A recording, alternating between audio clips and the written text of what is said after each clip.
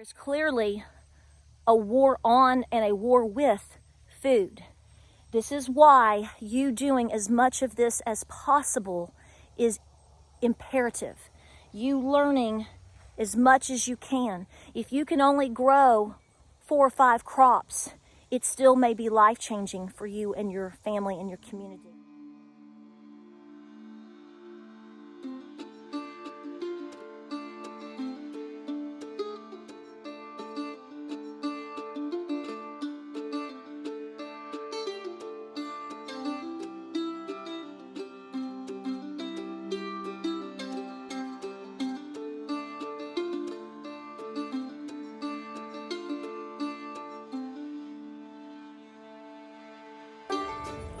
Check this out, guys.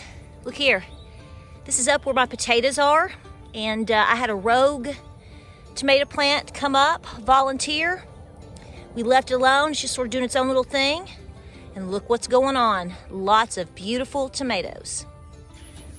Good morning, Joey. You did good on your hoof trim yesterday, guy. That's my big boy, y'all. Look at him.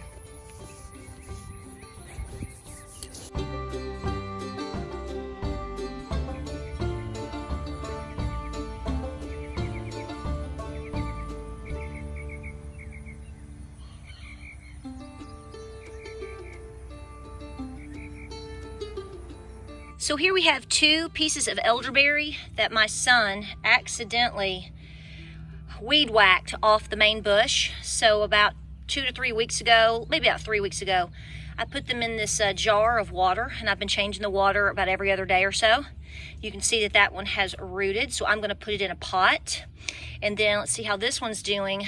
It is doing the same thing. So it's actually got this smaller shoots on the bottom, and then there's of course the roots. So I'm gonna put both of them in here, and then later in the season, actually probably more like early fall, late summer, early fall, when it cools down just a little bit, we're gonna plant these. And so hopefully we'll have another entire elderberry area like the ones we've been able to establish over the last year. But this is simply all that I did. No hormone growth, nothing. Just put it in the water, girl. Put it in the water. So, hey guys, welcome to Appalachia's Homestead. Can you believe? Basically, here in the evening time, it is 9 p.m. So this is really about the time right now that we could actually get out and work in the gardens. You do everything that you have to all day long to keep the house cool and to keep the animals safe. But you got to get up way early and stay up late to make sure that your garden is still thriving. So I was going to come out tonight and show you what's going on here, and I'm going to a little bit. We have a lot of tomatoes set on the vines, but I've got to get in here and cut some things out. I haven't had a chance to do that. I'm going to have to get up really early in the morning. And then I'm going to spray some blight spray, because I'm noticing a little bit of blight with the humidity, with the humidity that we're having. Do you like that new word? I know, I do too. You know, we're going to light sprinklers for 4th of July. Hey, that sounds like a good idea. And we've got high humidity. But my gardens overall are doing really, really well. I've got a zucchini plant that's struggling. You're always going to have something, so, you know, there's no loss there. But, you know, I was going to talk about these things. I do prune, as you saw in my last video. I've got to get some things pruned and up. I'm going to be trying out something new. I have no idea if this is going to work. Somebody suggested this, and I bought some. I don't even know if they're going to be big enough. I don't know. I don't know yet. Because I've got my tomatoes over on this side up against the cattle panels. I may have to use some bungee. So I'll let you know what I think about that. I think that would work with some of them kind of big and broad. And so kind of just pulling them up and bringing them in there.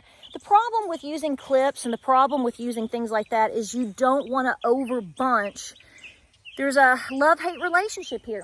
You don't want to over bunch up your greenery on your tomatoes, at least not here. We are way too humid. This is the evil that we fight, and this is what I say. You know, what advice I give you here on certain things may not apply to you in your area.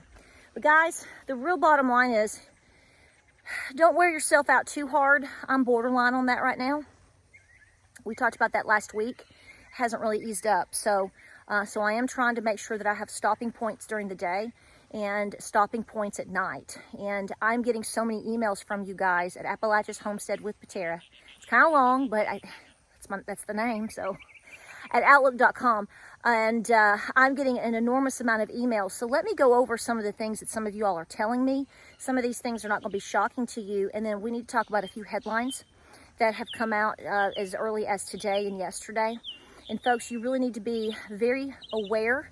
You need to have a major plan, and you need to be thinking about what could be happening in the next couple of days. I hit on this, 2 days ago on my video that I put up yesterday and the day before, and I mentioned the whole thing with Roe versus Wade. And you need to be very aware and having conversations with you and your family right now. So one of the first things that I have been contacted about is a local, and I'm going to leave out names because I haven't been given specific permission by people. So just to keep, people safe, and it depends on the situation. But I was contacted yesterday about a local seed company, big local seed company, and basically there's a lot of stress with their inventory. And they are finding out that basically next year, like for example, just with green beans alone, there are 10 varieties of green beans. They are just not going to get in stock. This comes from someone sending me this information who has talked to the people there. I may go there and talk to them myself because it is semi-local for me. I mean, it's Knoxville. It's not like in the backyard, but close enough. And a lot of stress about that. They're not getting in the varieties that they're used to and that you're used to. And they basically stressed, as I have told you over and over, and as I said in one of my recent videos, you need to be seed saving, okay? Your goal should be to seed save as much as it should be for you to harvest this year, because as I've told you before, and I will tell you again, you are blessed to still have an option with the Piggly Wiggly, the Aldi, the Walmart, the Kroger, whatever, okay? You still have an opportunity to go get food.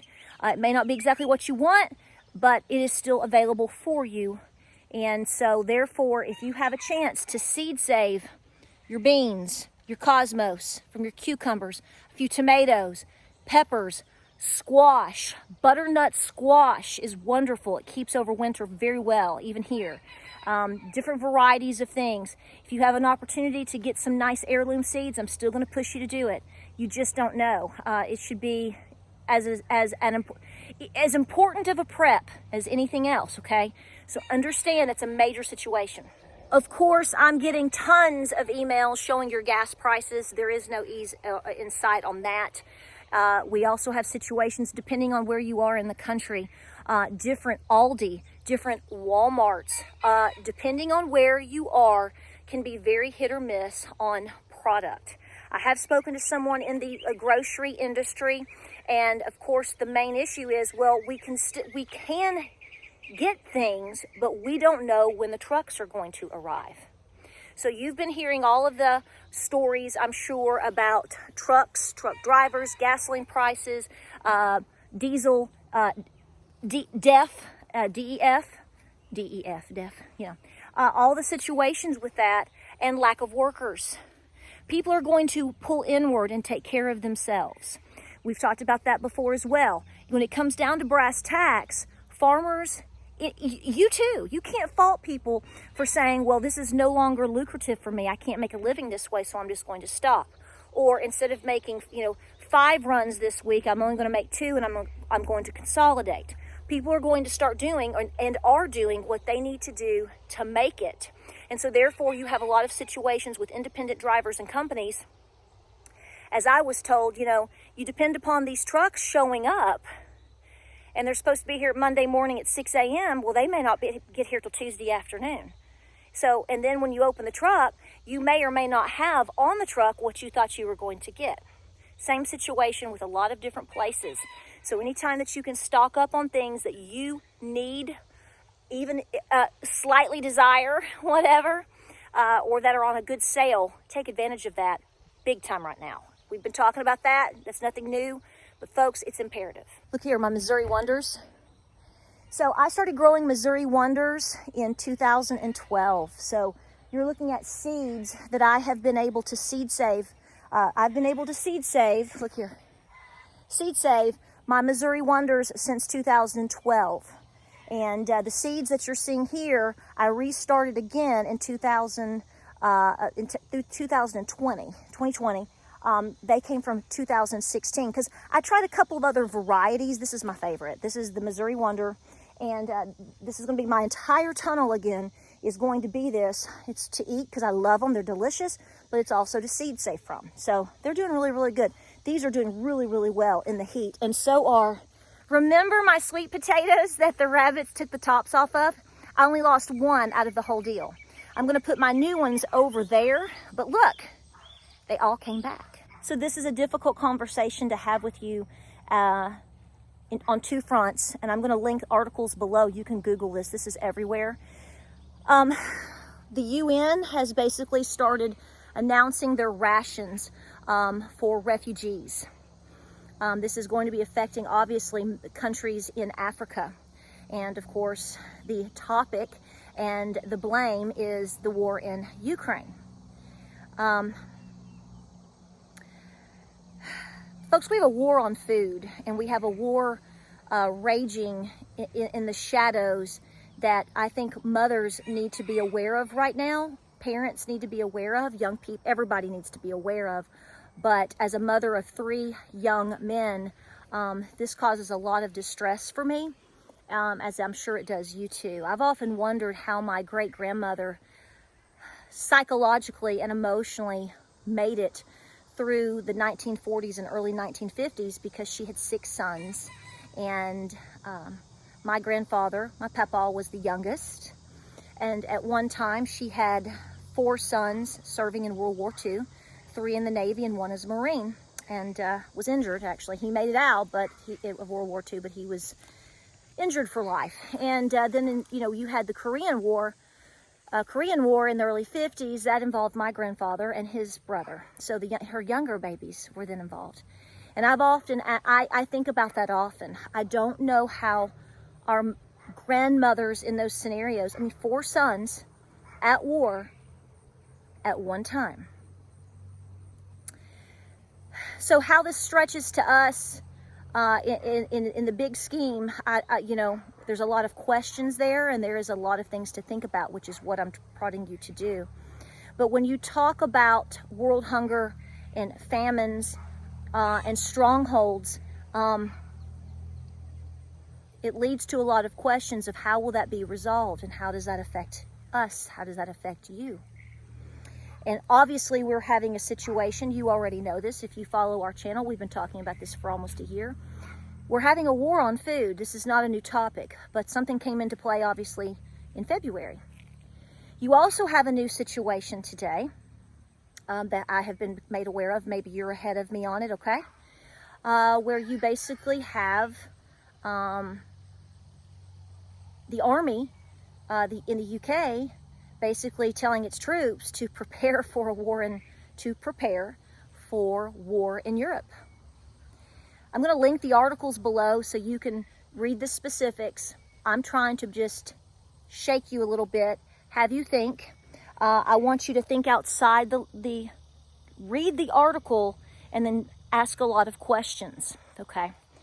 That's my goal right now. I'm not here to debate anybody. I'm here to make you think. There's a lot of questions in everything that is going on. But understand that there is clearly a war on and a war with food. This is why you doing as much of this as possible is imperative. You learning as much as you can. If you can only grow 4 or 5 crops, it still may be life-changing for you and your family and your community. If nothing else, I will continue to hammer this home because it is absolute fact. You are not guaranteed anything, are you? You're not guaranteed weather to be good or bad. You are not guaranteed that regardless of your best efforts, that even heirloom seeds that you buy from a trustworthy company are going to come up. You're also not guaranteed that things that you may have or have bought are going to work so that your seeds, basically can germinate, or that you don't have any form of contaminants on your property. I know a lot of you are aware of all of these situations. A lot of different channels are talking about a lot of different things. A lot of different people are talking about a lot of different things. So this is what it comes down to. We're in a hot mess, folks. You're in a hot mess. This isn't the time to stand around and talk about how scared you are. Yes, I understand a lot of people are scared. I'm scared too. But that doesn't mean we don't tell the truth, we don't speak truth, and that we are not proactive. If you have not gotten up off of your recliner and gone and bought supplies for your home, please do that today. The moment you see this video, the second you get off work, the second you do whatever you're doing, throw the laundry into the washing machine, feed the dog, put it up in the cool, and get in the car and go get items. There's a lot of things potentially coming down the pike. Could be as early as in the next couple of days. It could definitely be in the next couple of weeks, and certainly, likely, by the next season.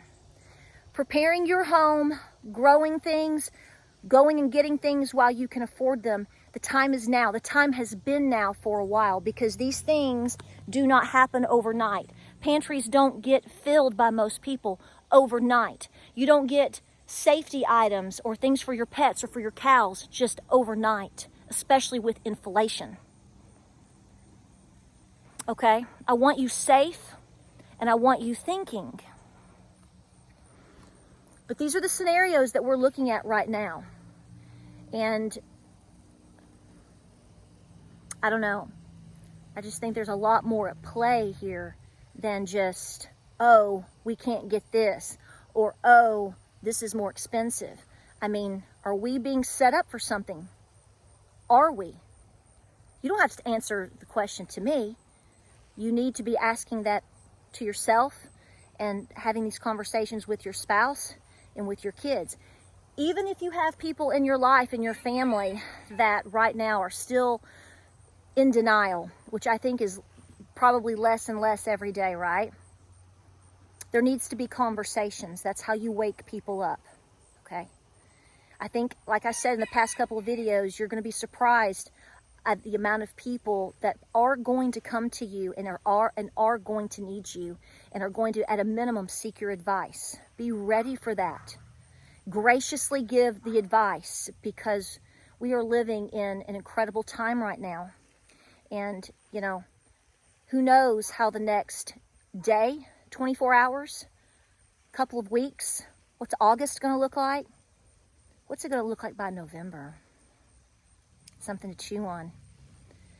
The only guarantee that you have at this point is our Lord and your efforts. Stick with those. Don't stop. I'll link the articles down below. Not a lot to show you as the sun is setting here. Like I said, be taking the time to prune through your tomatoes. Right now is a good time for you to be getting those suckers off and putting them in water, so you can start setting them and having them start to establish themselves for maybe a late summer, early fall tomato situation. That's what we're working on right now. So this is my next project. I'll let you know about the bungee cords.